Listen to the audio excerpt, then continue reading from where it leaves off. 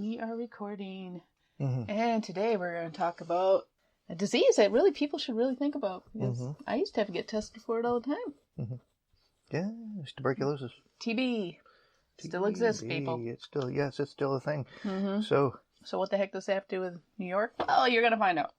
Absolutely. Mm-hmm. It has to do with cottages. Yeah. So I guess we'll have to start the podcast now, right, honey? Yes, fresh mountain air is on the way. Yes.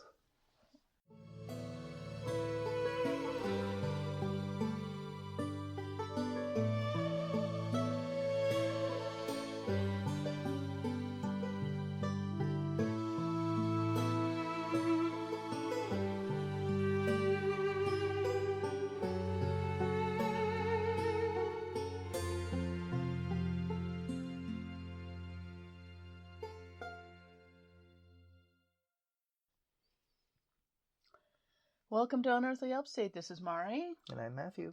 And today we are going to talk about Saranac Lake Mm-hmm.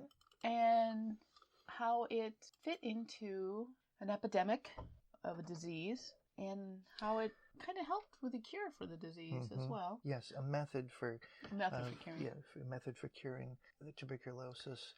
That it was the only one, as a matter of fact, that you could take, which was constant bed rest and cold air. Yes. Apologize. Our producers are fighting in the background, so I'm sorry if you hear them. Lloyd is playing. Honey's fighting. Yeah, okay.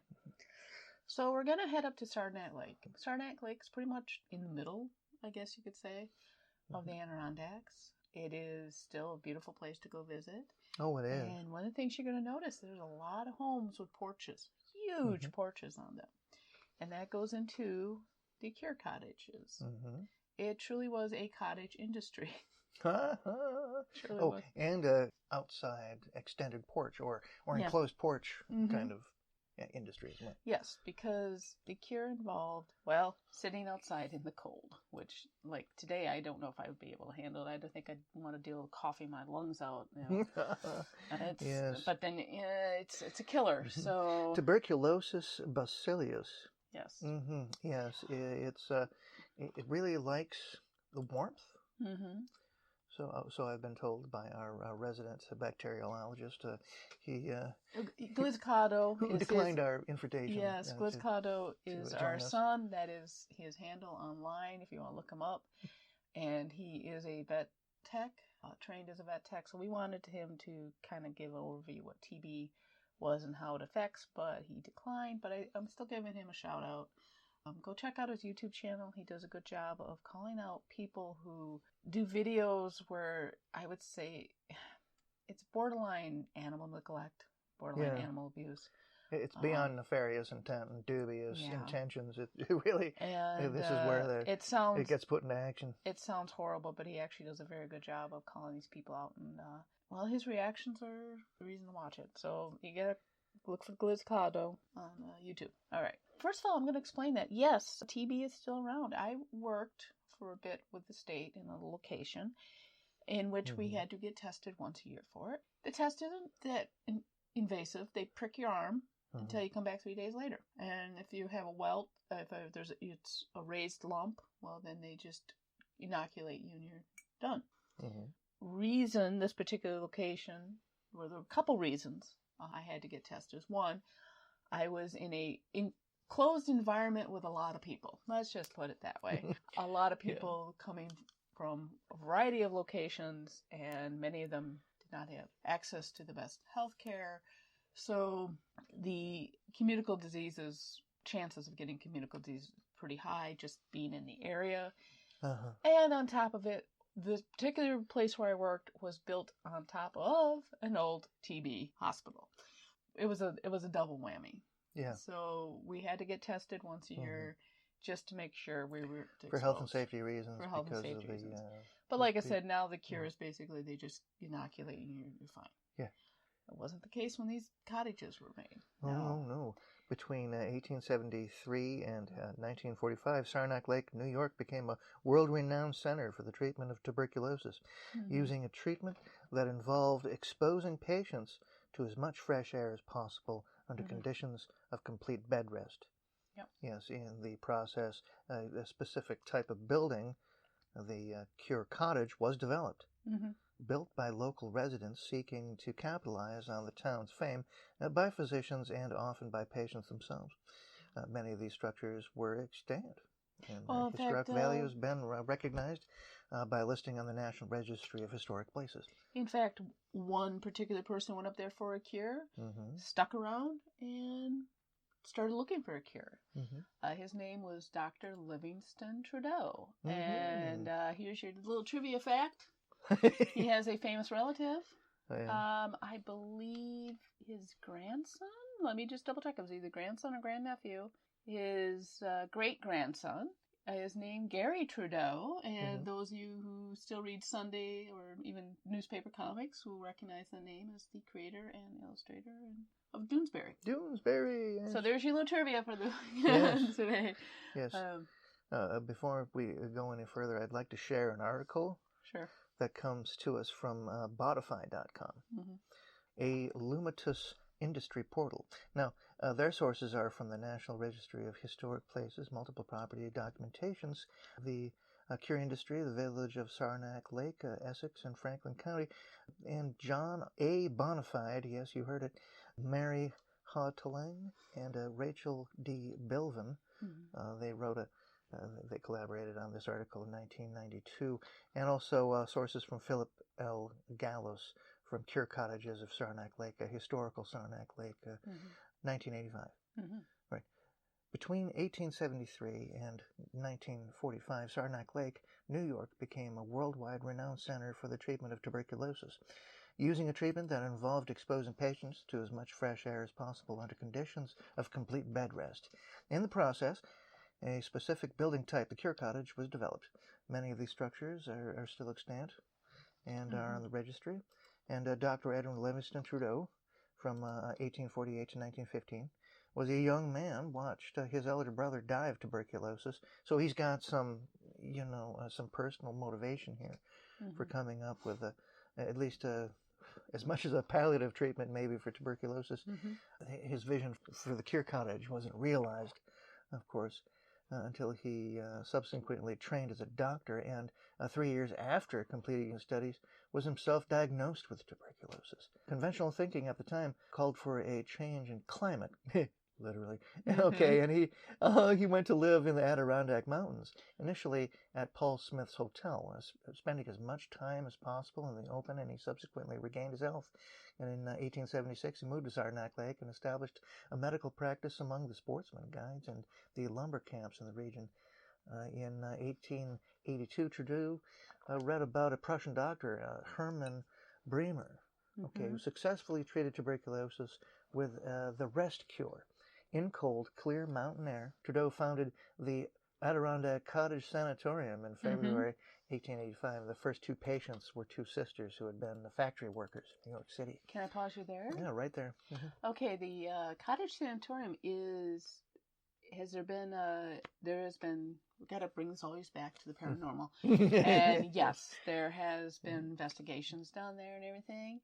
Got to consider that even though a lot of people were considered cured up here, a lot of people didn't make it home as well. So we did have a lot of deaths. This was a killer. It still is a killer. Consumption. They used to call it consumption. Now, okay, Mercy Brown. Let's tie this in so people understand how horrible this was. Those of you who know the story of Mercy Brown in Rhode Island. Mercy Brown's family, members of her family started dying of tuberculosis. She died of tuberculosis. And then 6 months later or something, another member of the family died of consumption.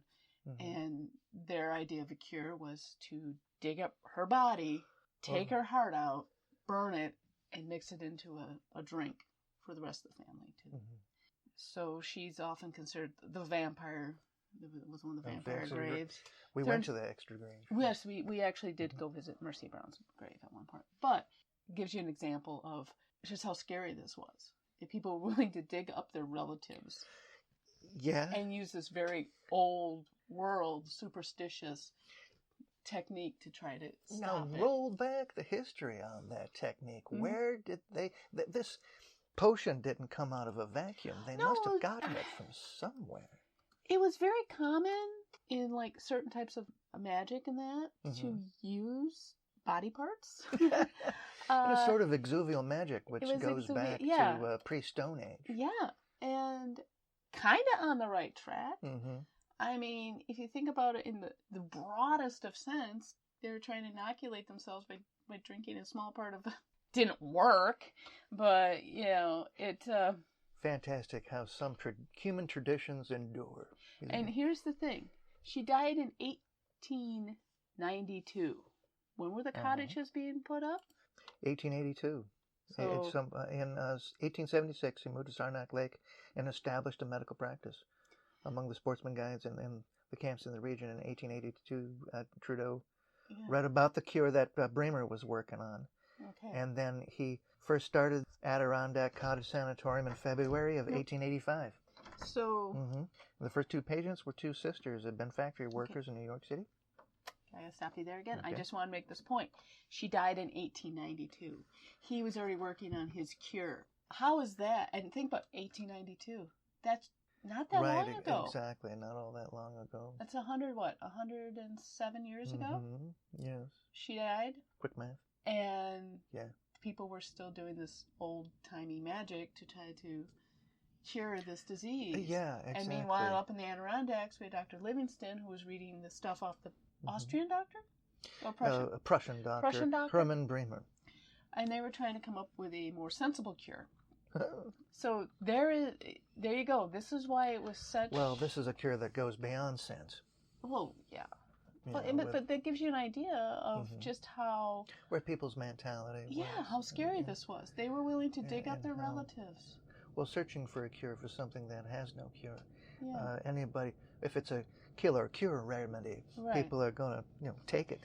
Now, so if you had a choice, like, okay, we're going to dig up your relative and you're going to burn their heart and then drink the ash and concoction, or we're going to send you up to the Adirondacks, or Colorado was another popular place, and you're going to sit out on a porch for 8 hours a day in all types of weather.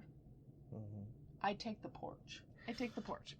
I would go and sit out there. Now, there were some downsides to it of the other cure, of the porch cure, the cottage cure. Yeah. But when it comes to, weighing them both off, I'm going to where it's cool. I'm going to where it's cold. I'm going to go sit down on a porch all day. Nowadays, people be out there with laptops and stuff. Oh, I'm sure, Oh, yes. But you also got to consider this entire town trundled in their leaning chairs. And, it's full of TB patients. We're going to find out, like I said, a lot of them did die there. Yeah. A lot of them didn't make it back. But now, just to give you an example, now, for when you get tuberculosis, this is from the American Lung Association. If you get it now and they test it to you, you have to take your medicine every day. You got to make sure you don't spread it. Right. And it is treatable now. But back then it wasn't. And yes, it is. It is treatable. Tuberculosis bacillus, yes, can be treated with streptomycin. Okay, thank you. Yeah, which was developed by the mid-1950s. So nowadays, because TB is more treatable, it is harder to get. And you have to be exposed to it, and it is hard to get. Even like I said, where I was working, there was a high risk of getting it. Yeah. That's why we got the test every year. Where I work now, it's an optional thing. I found out they don't really push it, but I am still working with a lot of people. It's just not as in enclosed areas. The one I worked at before. Well, circling it back to the article. Yeah. Okay. The first two patients. All right. We have the Adirondack Cottage Sanatorium. Right. Established by Trudeau in 1885, and these two patients were two sisters, factory workers from New York City. Right. And they created a one-room cottage named Little Red, built for $350. Inflate that for 21st century dollars. Yeah. I don't know how to do that. So, okay, on land donated by the guides and the residents of the village, because Trudeau had already established himself. Okay. As the sanatorium grew, it would be supported by the first wealthy sportsmen that Trudeau had met at Paul Smith's. Okay, as several of whom had built great camps on the nearby St. Regis Lakes. Right. Now, the requirement for fresh air led Trudeau to avoid large institutional settings, feeling that a cottage-like structure would maximize the patient's exposure to air and light and avoid the sanitation difficulties of a large institution. He's not wrong. I mean, think Absolutely. about it. It'd be easier to control an outbreak in a smaller, Definitely. set. Well, we'll get to this guy. Staphylococcus is a constant threat, one of the constant threats in a hospital. It's on the floor, on the walls. It gets everywhere. Yeah. And consequently, as the town's increasing fame drew more and more invalids, so to speak, cure cottages began to spring up throughout the town. Right. And many were created by simply adding glassed-in porches to existing homes. Others were built as cure cottages and or apartment buildings, and all had the cure porches with sliding glass windows, in which patients would spend at least 8 hours, a day resting on special day beds or reclining chairs. Okay, I have to explain what these look like. Those day beds. You know those in the summertime you get those loungers. Mine are always they're loungers, I guess. You can kind of recline in them, but your legs go out. Your legs are supported. Yes. Like I said, the only ones I can think of are the ones that you mainly use in the summer. Well, imagine those, but wooden, with mattresses on them. And you would sit up in them and you'd be covered, and especially in the winter, you'd have quilts and everything on you, and you're just supposed to sit out there and breathe. Yeah. Now, there were other things. I don't know if it covers that in this article, but the Dr. Trudeau, he had these patients living very regimented lives. Oh, for sure. He would tell them when to eat. He would tell them when to sleep. He would tell them when they had to go out into the cure cottage to take the cure. He would say, we have a dance coming up, you're going. He would be too sick himself because he had TB as well, but he'd still make his patients go to these social interactions. But it was all highly regimented. So in one respect, you're getting the cure. In the other respect, your whole life is kind of taken over at this point. Yes. But I'm sure it gets to the point where you're so sick, what's the point for your time is completely monopolized. Yeah. So.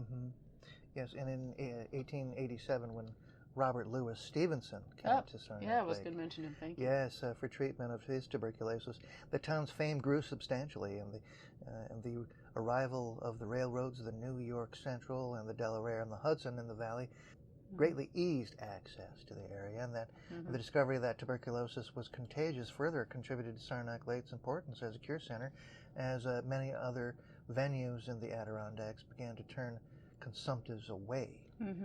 As a result, the village grew rapidly from 533 in 1880 to 1,582 people in 1890 to a peak of more than 6,000 people by 1920. Now, the place where Robert Louis Stevenson stayed is now called the Stevenson's Cottage, and it is still there, and it has a little bit of a museum there. So if you're a big Robert Louis Stevenson fan, go up there and check out where he tried to take the cure, if you're very interested in that. We also had a poet, didn't we? Oh, yes. Many who came to the lake brought their talents with them. William L. Coulter, for example, was an architect whose skills were put to good use, designing cottages for wealthy clients. Designed a house at 147 Park Avenue for Thomas Bailey Eldridge, an editor of the Atlantic Monthly.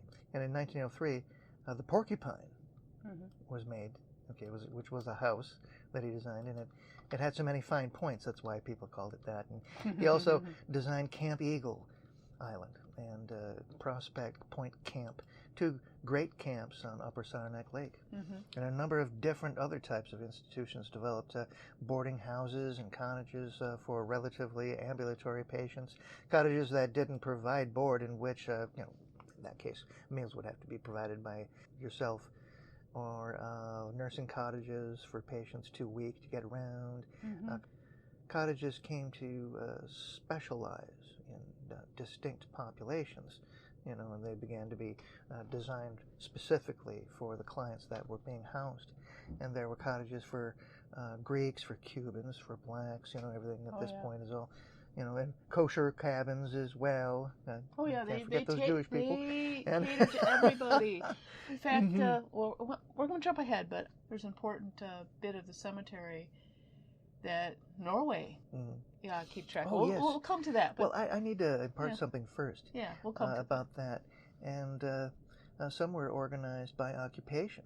There were cottages that catered to circus folks, carny folk, for telephone workers, for employees of the DuPont Company, and for Endicott Johnson Shoes. The National Vaudeville Artists would build Will Rogers Hospital specifically, which is now a senior assisted living facility. Another famous person, I didn't know anything about her, but I'm not an English lit person. Her name was Adeline Crap. Oh, I'm probably going to mispronounce Adelaide Crapsey. Yes, you heard it here first. She was a poet. Let me spell it out for you. Crapsey. Crapsey, yes. She was becoming quite famous when she developed TV. And her family was from Rochester. Well, settled in Rochester. She was born in Brooklyn. Yeah, 1878. And so she spent some time in there. Do you have a copy of her poem she wrote? Yes, I do. Yeah. But and I got so wrapped up in the artistic delivery of presenting a fine poem by Adelaide Crapsey on Earth for the Upstate. I got so wrapped up in it that I didn't even consider whether or not I had permission. Oh, true. So just check it out. To the Dead, the title of the poem is To the Dead in the Graveyard Under My Window. Right. Yes. It's a very, very telling poem. She wrote it while she was up there. And she's buried in Mount Hope Cemetery in Rochester. We need to do an entire show on Mount Hope Cemetery in Rochester. Yeah. There's a lot of famous people buried there. But, so it gives you an example of just how famous this place was becoming. Now, was Trudeau's cure working? He claimed a 73% success rate. Some people don't think it was that good. No, they don't think it did that well. Whatever's going on with the cold air was definitely at least. It was affecting tuberculosis bacillus in a way that it didn't like. We had our resident bacteriologist. I know. Able to tell us that the tuberculosis was affected by the cold because it favors warmth. Right. I think it's I don't want to get it wrong, but you folks out there, you're listening in podcast land, can look it up and see whether or not tuberculosis is a heliophile. And because there are cryophiles. That's what I remember from my discussions. Right. It's a type of disease that favors the warmth. Yes. So getting your patients into the cold would work. It makes sense. Now we get to World War I. Something really interesting happened in World War I. See if I have the story right. You can correct me when you find it, please. It was a ship of Norwegians, right? Yes. They were injured somehow, or the entire ship basically got taken to Saranac Lake because they were all infected with TB. Yes. And a lot of them died. Yes, well, World War I caused another major increase in patients. The stress of war and the damage caused by mustard gas provided fertile ground for tuberculosis bacillus. Right. And by 1921, there were 650 veterans living in Saranac Lake. Oh, I'm sorry. Later, the Veterans Administration opened Sun Mount Veterans Hospital in nearby Tupper Lake. Now, when Norway was overrun... It was World War II, I'm sorry. It was World War II. It was World War II, not World War I. Yeah. World War II, Norwegian merchant seamen who were at sea at the time, and some of those were found to have tuberculosis, and perhaps as many as 500 of them came to Saranac Lake. And they were all... all but 16. All of them. All but 16 went back to Norway. Exactly. But the 16 that died. What's interesting is it's a particular part of the cemetery, the Pine Ridge Cemetery in Saranac, where these 16 graves are, and the Norwegian government basically keeps care of that. Yes. Pine Ridge Cemetery. Yep, that's where their graves are tended by prisoners by the Camp Grabels. Now, wait a minute. I don't think it's open anymore. It's not that way anymore. No. They used to be tended by the inmates at Camp Gabriel's. But that's was a closed minimum now. security state prison located there, and this prison was in the village of Gabriel's, in the town of Brighton in Franklin County. But that's closed and now. that location of that former prison is inside the Adirondack Park now, on the Forever Wild Forest Preserve land. Yeah, it was closed in 2009. It's kind of in limbo right now, if anybody wants to know. Somebody did buy it, but it's kind of in limbo. But yeah, that was kind of an interesting thing there that they, that used to be a tuberculosis sanitarium. Yeah. So, yeah. Well, in 1944, an effective drug, streptomycin, was developed, and by the mid-1950s, sanatorium treatment of tuberculosis was nearly entirely supplanted by drug treatment, although the New York State operated tuberculosis sanitarium is nearby, and Rarebrook started in 1904, and wasn't closed until the mid-1960s. So about the time I was born, in 66, they still had these cure facilities. And many of the cure cottages were converted into apartment houses, and some were torn down, some have been lovingly restored, and some badly renovated. But we've got about, by my count, about 64 of these that are still in existence at the National Registry of Historical Places and Sites. And Little Red is one of them. Little Red is on Algonquin Avenue in Saranac Lake, and that was the first cure cottage established by Trudeau. Yes. So there you have a quick overview of, I mean, this was going on till World War II, till the medicine was developed. I was just reading again on American Lung Association. There is a vaccine against TB called BCG, but it's mainly used in foreign countries where TB is more common. They don't really use it in the U.S. because it also can affect the test. So if you're working in a situation, or you've been exposed to it, or you're in a situation where you can be exposed to it, they give you the vaccine. It's going to screw up your test, so they might not catch it. And it's an airborne disease, so you just have to be around somebody who's coughing who has it. A lot of people have the TB in their system, but it's latent. It's not doing anything. It's just sitting there, and then something will happen, and they'll kick in, and then you have it. So it's something that's still around. It's kind of a pernicious disease like that. I'll think about it. At least we're not for years, cutting our dead relatives' hearts out and burning them for medicine anymore. But went to the Exeter Grange to visit Mercy Brown's grave while we were there living in Rhode Island at the time, and people were treating it as somewhat of a shrine at the time. And she wasn't the only one. She's the most famous one. But the most famous one. But driving and moving around in H.P. Lovecraft land was kind of...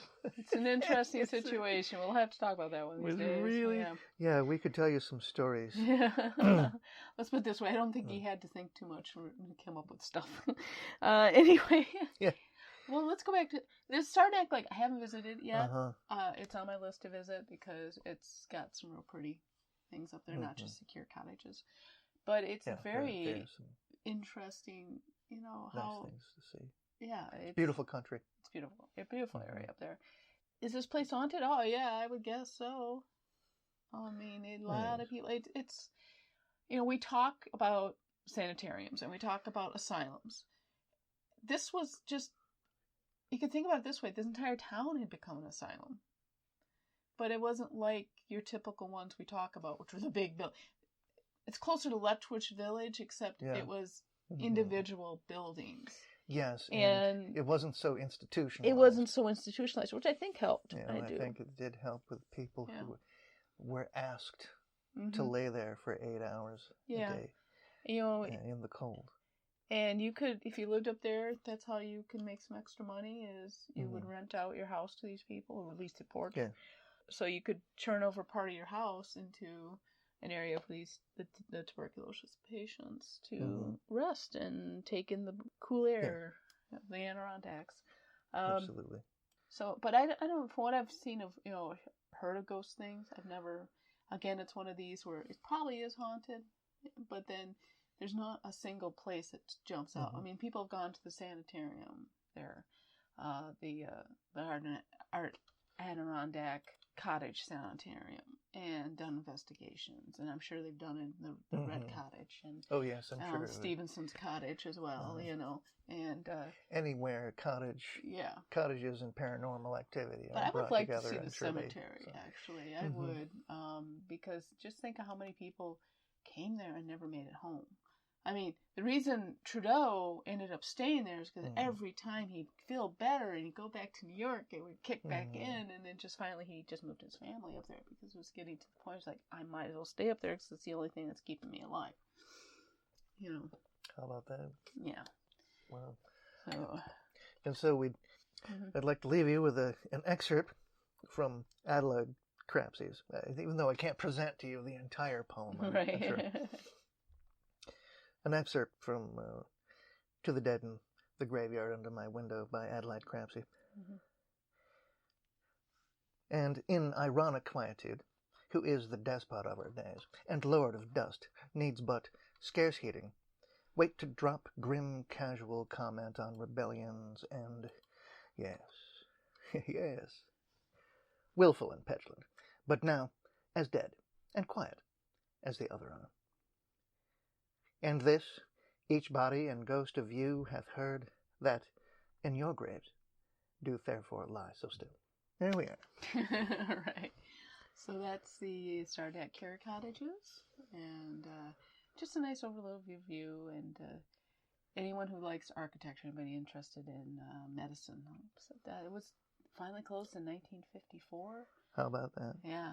So this is fairly recent treatment, and like Mercy Brown, look at the age of that. Yeah. Very recent in my own personal history. The final closing of the Cure Cottages. Yeah. When just shortly before my birth. I know. It's just how recent So yeah, it brings home just how recent the development of streptomycin is for me in my own personal history, and how recent the development of our standard of living is. And people trip it like garbage. Yeah. Well, and here's the thing, though. This is one disease. Yes, they have a vaccine against it, but it's not something you can really vaccinate against. I mean, it just helps relieve the thing. But yet, if you don't take preemptive measures, good chance you'll get it. Even here in the U.S., even in Western countries, there's a chance you'll get it. Along with streptomycin, isn't that the preemptive measures, along with it, the reason why tuberculosis isn't as virulent as it is now? Right. I mean, if you travel somewhere where it's very prevalent, definitely get tested before and after. Definitely do. And because you could have a latent strain. You could have been exposed to it, but your body's been able to fight it off. Even you've not developed a full-blown disease, but you would still have the stuff in you. God, I wish our resident would have been in here to explain this better. I'm having trouble. We'd have an expert interview to present to you in this episode. That'd have been nice. Just something more than because I know I'm stumbling over it. But basically, you can carry it without showing signs of the disease. And if you do get it, make sure you don't breathe on people. Go around with those masks on. I had to wear one on Friday because I had a bad sinus. Of course. Thing going on, and I didn't want to infect anybody. I'm at the doctor's office. I'm wearing those masks. If you breathe particulates out of your lungs, it carry your disease out of your body. You may think it's just dry air coming out of your lungs, but it's not. It's moist. There's moisture there. So well, I think that's enough for the Saranac. Yeah. Next week we're gonna do a little Christmassy themed one. Hopefully get Remind us, what is that? It's about a friendly ghost. We're going to talk about a friendly ghost. A friendly ghost. Yes. A friendly ghost, finally. A friendly ghost. And yes, it is tied into Christmas. Right. And North Pole. Oh, right. So. Merry Yule, everyone. Yeah, Yule. Yule's here. Yule's here. Yes, it is. All right. Since a couple days ago. So, we're still putting our stuff up on Patreon. We still are pretty not that active on Facebook. I think... I think some of our friends are more active on our page than we are. Yeah, definitely. And I recently got to sit in Christine Oh, that's right. Mm-hmm. Yes, that's right. That was the big news I have to impart to everyone this week. Yes. Is that on a survey, after I was done with the survey, the millionaire that owns the buildings that I was surveying as an insurance inspector, he had a showroom full of $1 million cars, and I do mean $1 million cars. He's got one of the original Chevelles. Oh, before goodness. Chevy sold out on its design, and so that anybody can make their version of the Chevelle. Yeah, that's $1 million car there. But he also had the very Christine that was used in the movie that was raffled off at the opening. Oh, wow. And driven off, and he has that car. So and I got to Christine. sit on it. Yes, check it out on Unearthly Upstate. So this year, you've got to sit in Baby. Yes, one of the versions of Baby. One of the screen babies. Yep. And you got to sit in Christine. Christine, yeah. What a combo. Absolutely. What's next? Ecto-1? Yes. If I get the chance. Okay. If the chance does just present itself. Hey, I would take Ecto-1 or Ecto-2 at this point. Either one would be. Yes. From the first movie to the second movie, not the 2016 movie. Although I did like the motorcycle. There's some infamous vehicles I wouldn't mind sitting in. Well, there are plenty of Bonnie and Clyde cars around the world. Oh that car's been crushed into a cube by now.